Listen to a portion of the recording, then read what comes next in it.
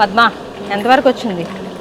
Okay okay, ఇది నూనెలోనే మొత్తం అలా ముంచు, మధ్య మధ్యలో కలుపు. అయిపోయినప్పుడు నాకు చెప్పే, మర్చిపోక మళ్ళీ, లేకపోతే మాడిపోద్ది. హాయ్ అండి, నేను మీ లలిత స్వేవారం పికిల్స్ నుంచి మాట్లాడుతున్నానండి.